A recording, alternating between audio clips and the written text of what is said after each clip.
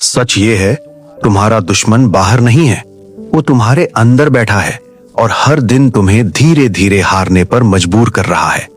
तुमने कभी नोटिस किया है, जब भी तुम कुछ नया करने की सोचते हो, कुछ बड़ा ट्राई करने की, तुरंत एक आवाज आती है, तू नहीं कर पाएगा, लोग क्या कहेंगे, अगर फेल हो गया तो, और बस तुम रुक जाते हो। ये दुनिया तुम्हें नहीं रोकती, तुम्हारा खुद का दिमाग तुम्हें रोकता है। तुम प्लान बनाते हो, मोटिवेशन भी आता है, लेकिन एक्शन लेने से पहले ही तुम ओवर थिंकिंग में फंस जाते हो।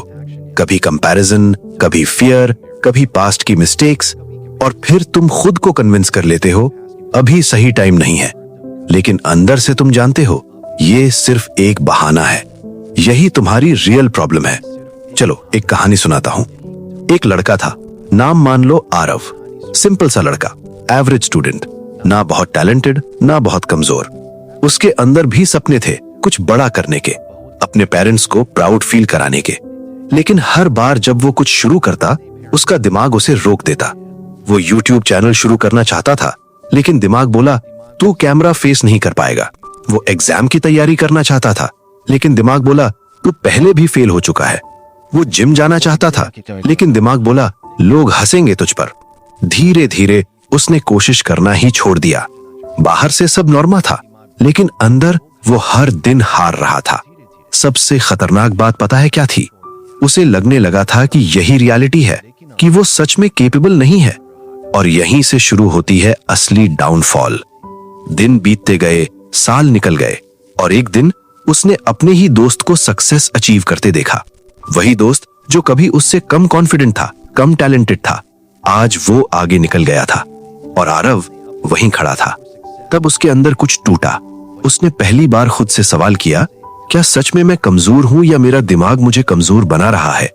और यहीं सब कुछ बदलने वाला था, क्योंकि असल प्रॉब्लम उसकी एबिलिटी नहीं थी, उसका माइंडसेट था। और यही जगह है जहां ज्यादातर लोग गलती करते हैं। हम सोचते हैं कि हमारी प्रॉब्लम्स बाहर है, लेकिन सच ये है हमारा दिमाग ही हमें ट्रैप कर रहा होता है। अब समझो ये होता क्यों है। तुम्हारा दिमाग एक चीज चाहता है, कंफर्ट।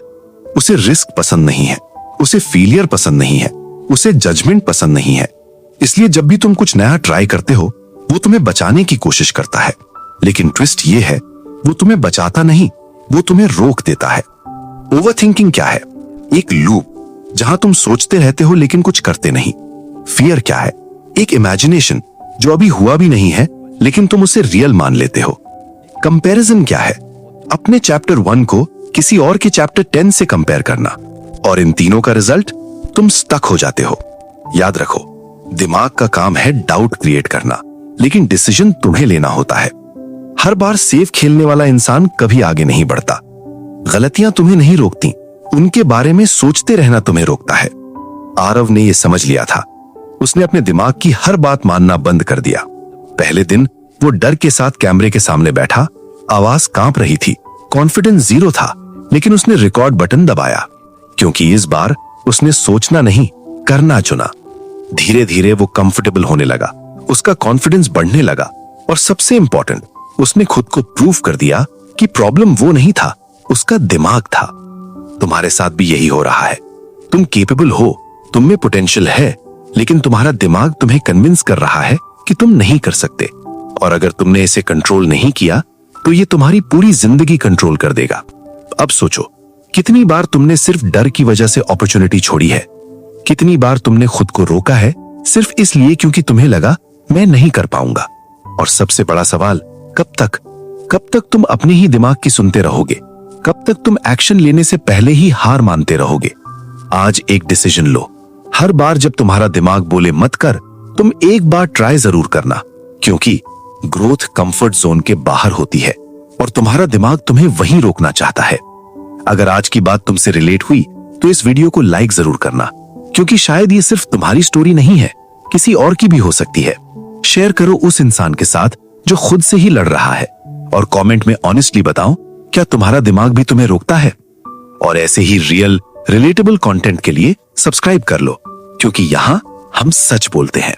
आखिरी बात याद रखना, दुनिया तुम्हें नहीं हराती, तुम खुद अपने दिमाग से हार जाते हो।